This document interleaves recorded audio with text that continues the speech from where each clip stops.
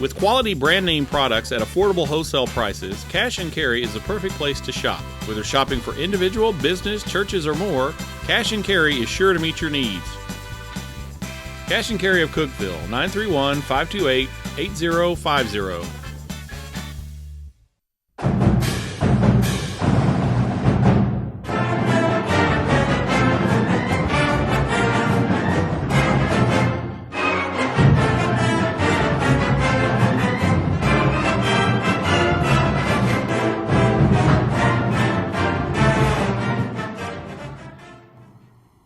Well, the Golden Eagles are headed to the Bluegrass State. Hello, everyone, and welcome to the Watson Brown Show, presented by IWC Cash and Carry.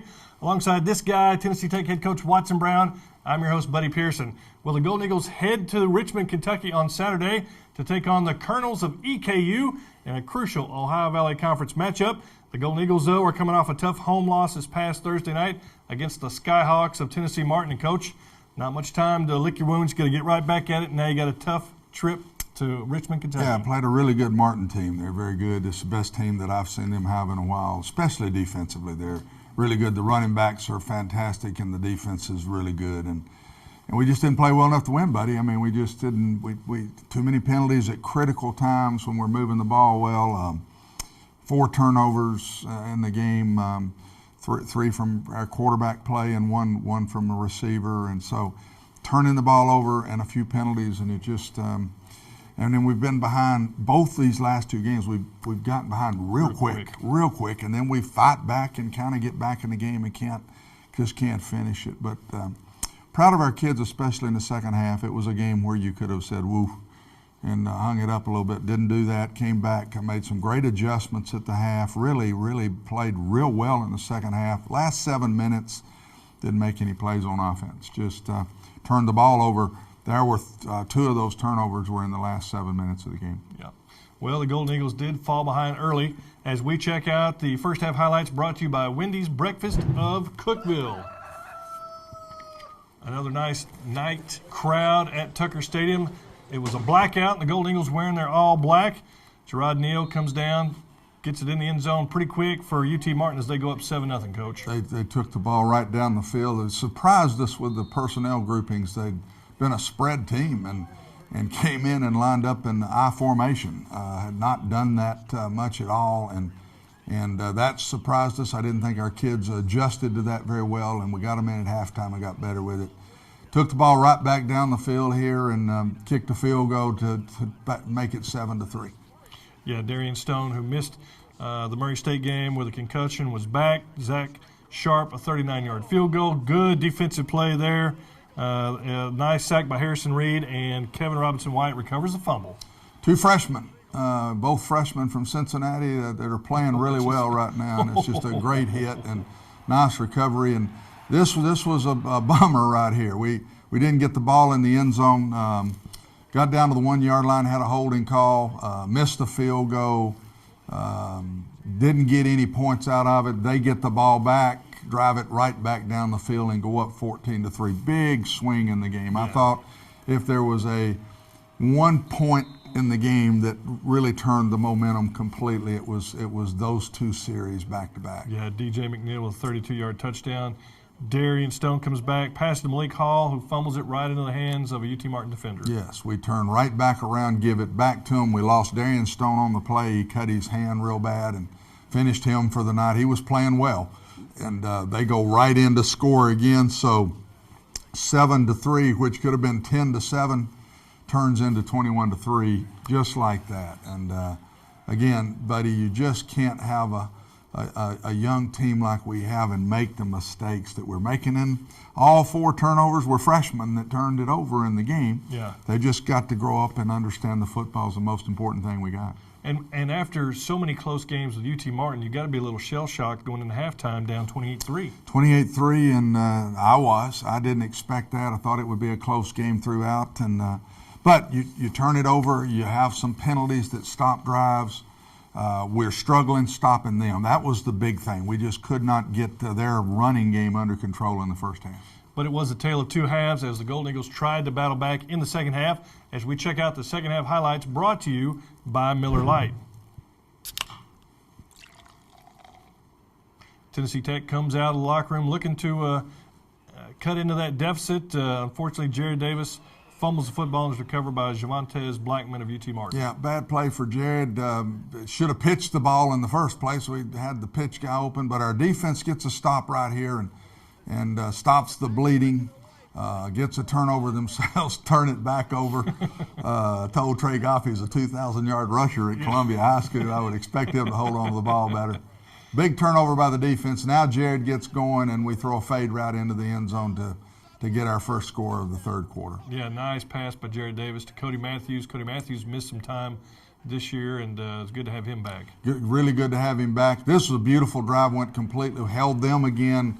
Took a 70-yard drive down the field and a nice throw and catch from Jared Davis to Zach Ziegler. So now you're down 11. You're right back in the game again at this point. Yeah, early in the fourth quarter, Coach, as a former quarterback, you got to like that little touch pass to Ziegler.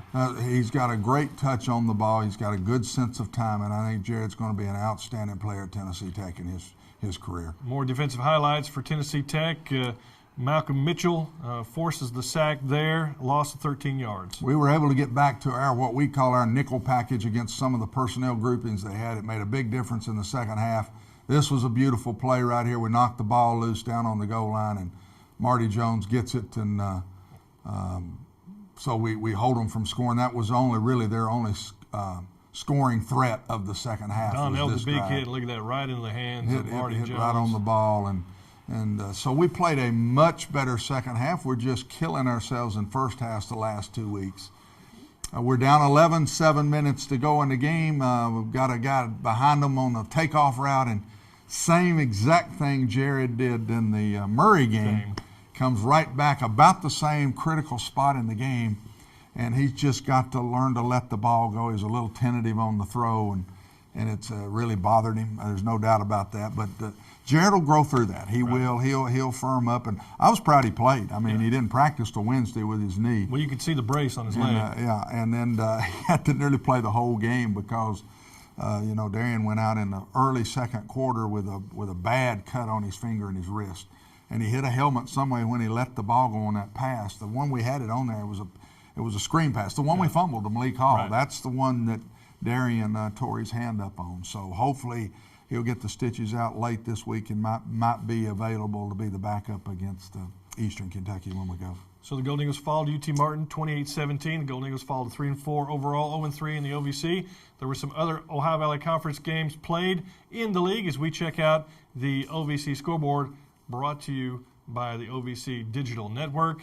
Eastern Illinois, Coach, they've moved up to number 3 in the poll now, rolling over Austin Peay 63-7. Check out these numbers. Jimmy Garoppolo, 306 yards passing, 5 touchdowns. Eric Laura, 5 receptions, 3 of them for touchdowns. And I promise you, they probably didn't play half in the game. They probably didn't play the second half of the game. Somewhat of a shocker, Southeast Missouri upsets Murray State 37-34 in triple overtime. Mikael Miller, 292 yards, 3 touchdowns passing. He also ran for 63 yards and a touchdown. For SEMO, Scott Lathrop, 247 yards passing and 4 TDs. Also ran for 94 yards and 1 touchdown. Big win for SEMO. It was, and Murray had the game won and fumbled going in to put the game away and could kick a field goal to have won it in before it even got to overtime. So I'm sure Murray is sick over that. That was a tough loss for him. Yeah, in a battle of a couple of ranked teams, number 23 Tennessee State beats number 24 Jacksonville State 31-15. Michael German, 118 yards passing, 3 touchdowns. For JSU, Max Shortell ran for 131 yards. And Eastern Kentucky, well, they had a week off to get ready for the Tennessee Tech Golden Eagles. Everybody does. That's just the way it is. And Jacksonville State has now a week off when we play them next week. Wow. So it's 2 straight teams that we got to play that way. And, we've played some of the better teams in the league. We just got to keep our head up and keep going right now. I think UT Martin and Tennessee State are 2 of the 3 best teams, I think, in the conference this year. Both of those are losses for us. And then Murray had a loss that they really shouldn't have lost. So we've played some of the better teams here. We've got to hang on, get our heads up, and just keep playing football as we go. Yeah, 6 teams in the league with winning records, 3 of them with 5 wins or better. And, of course, Tennessee State. And we're only 1 win from 500. Yeah. So, I mean, and it's the league is good. It's very good this year. Well, stick around. We still have plenty more to talk about here on the Watson Brown Show. You don't want to miss it. Stay with us. Tennessee Tech tickets available at 931-372-3940 or ttusports.com. Welcome back to the Watson Brown Show, presented by IWC Cash and Carry. We certainly appreciate you tuning in this week. Well, it's time now for our Golden Eagle Player Profile, brought to you by IWC Cash and Carry. This week we hear from offensive lineman Wesley Sherrill.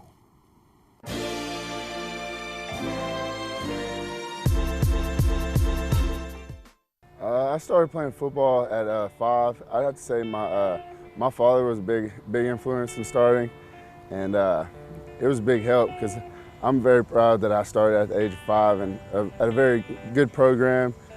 Hardly lost a game as I was growing up. Probably lost about 8 games till I got into middle school, late middle school. But it was a unique opportunity to start at an early age.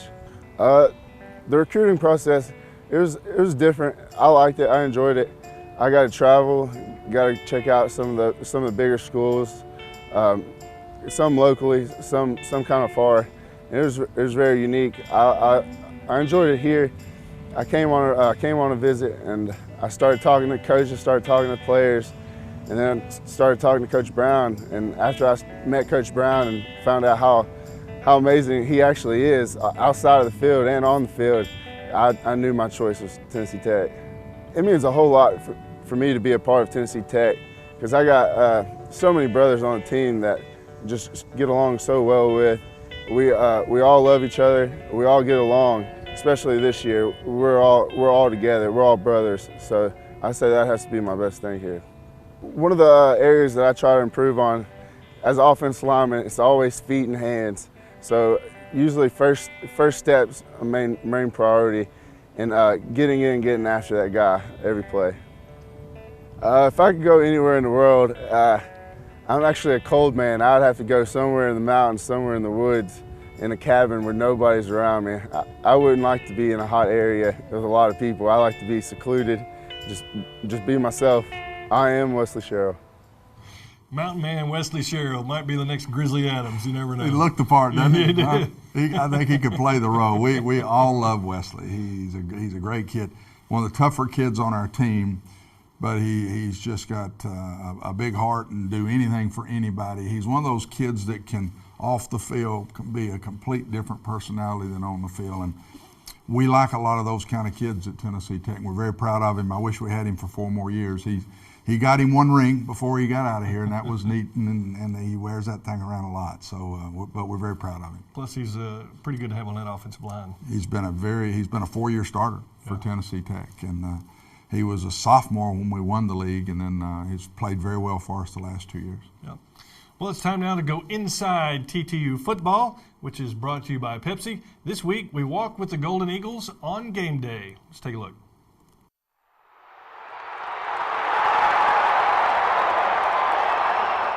Out here today, baby. It's game day.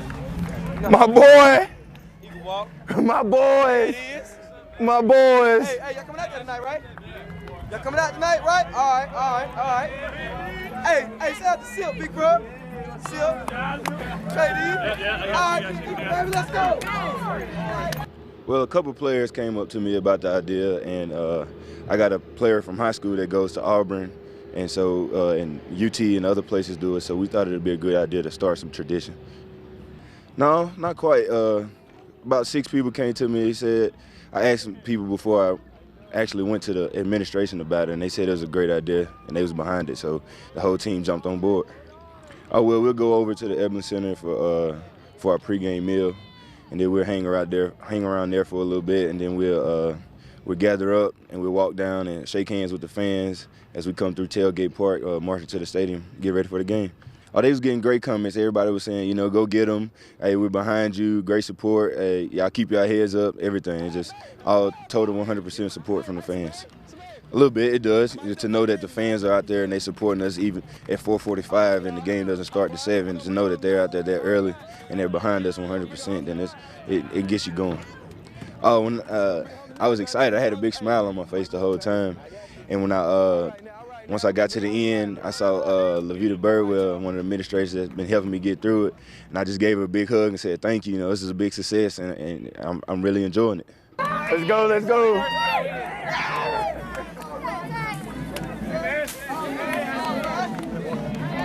Hey, y'all boys make them hand. Oh, yeah, oh, yeah. Oh, yeah. Oh, yeah.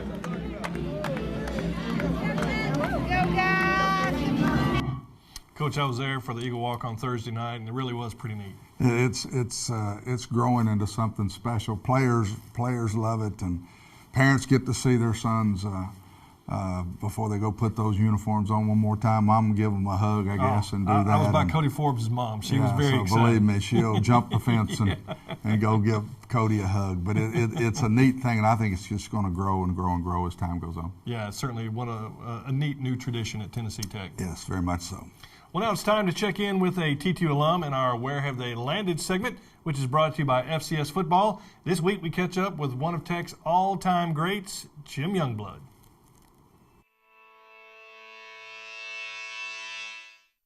I played at Tech from '68 to '72 football. I was a linebacker.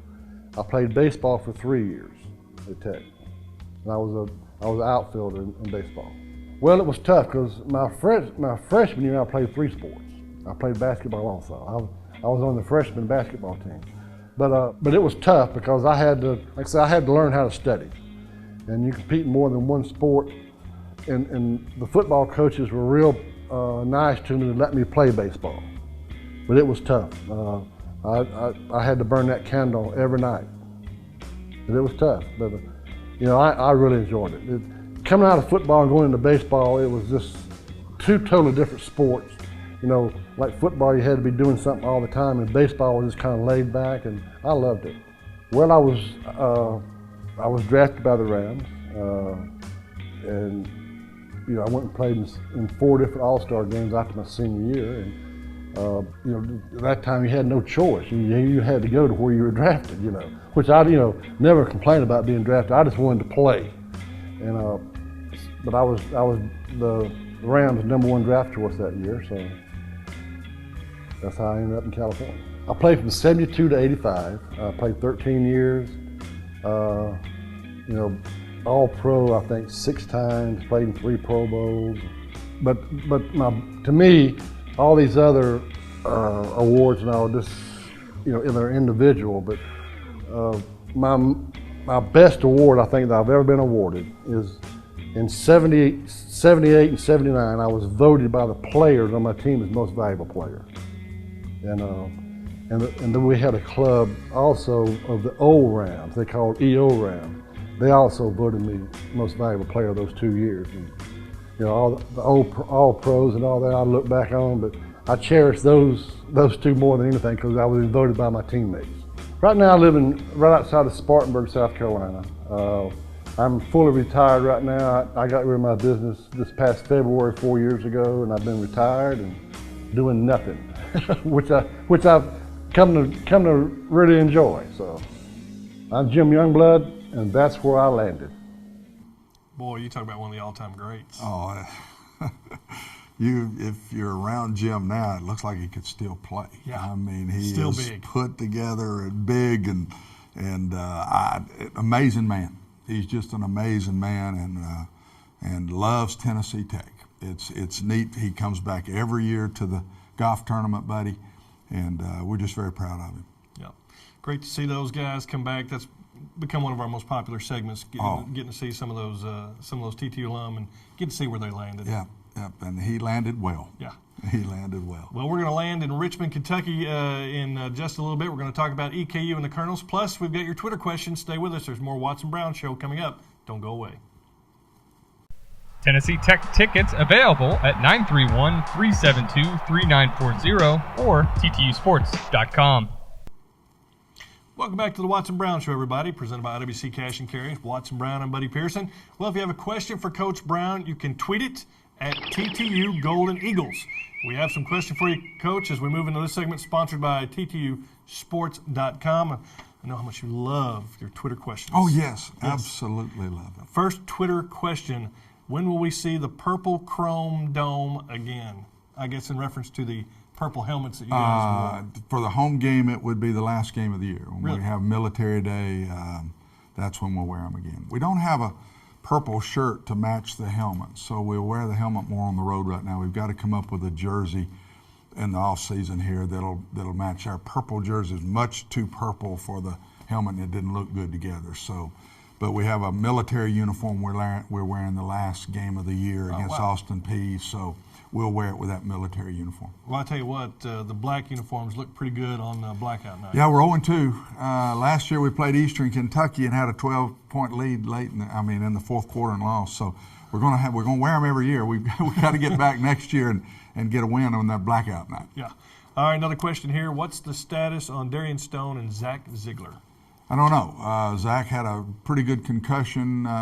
He will not practice. He's not practicing yet at the time we're doing the show. So I would say he is doubtful for this week. Darian Stone probably could play in the game but won't get to practice much because he's going to have the stitches in his finger and his wrist. Get him out late in the week, but he can't throw during the week. So I would say he would be available maybe as a backup in the game is what I hope. Another question here about the offense. What's the situation at running back? Is one running back moved ahead of anybody else on the depth chart? You know, we're playing it by committee right now. We lost Bud Golden back, 3 weeks ago, whatever it was, and we've been waiting on Bud, and that has really just killed our players.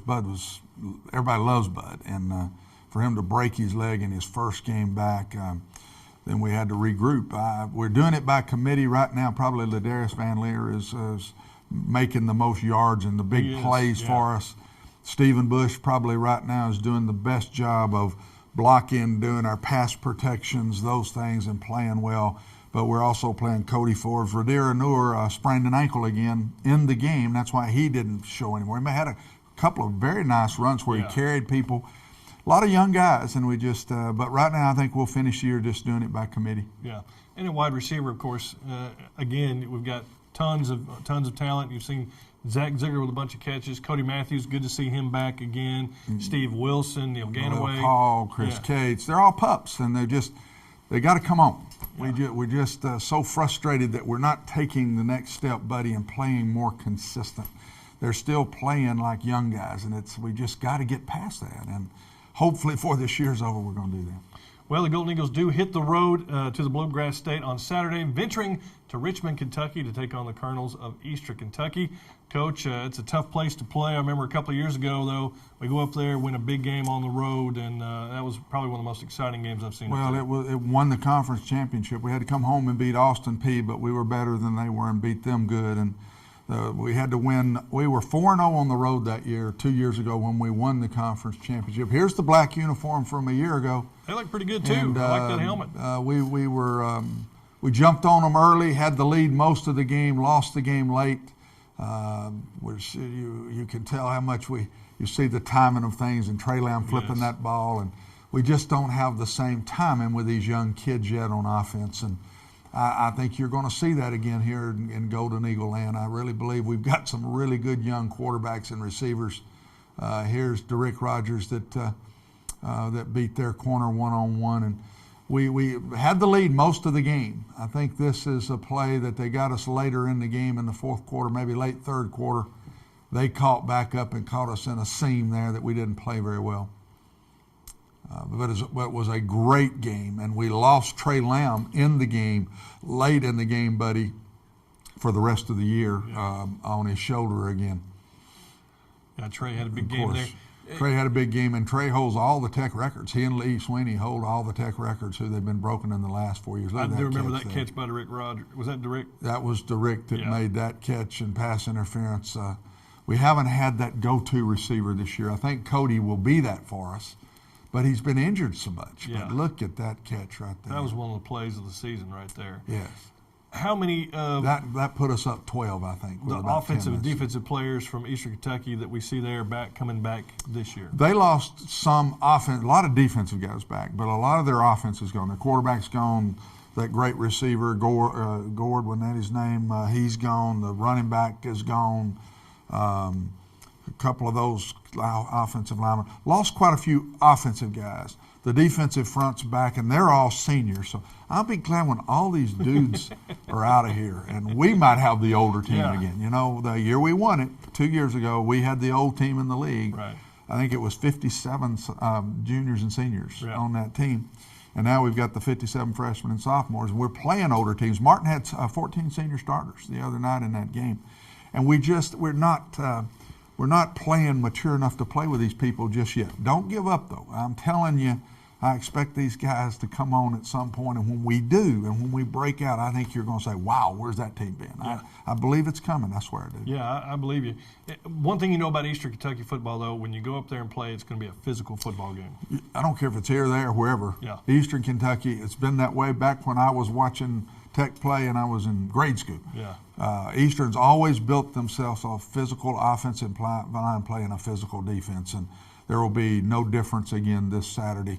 But we can play physical too. We just got to go get it done. Well, Coach, we certainly wish you a good trip and the best of luck against EKU. Thank you.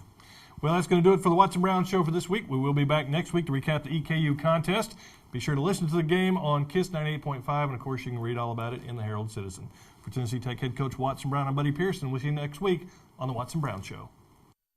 The Watson Brown Show has been brought to you by IWC Cash and Carry, Wendy's Breakfast in Cookeville, Miller Lite, and Pepsi.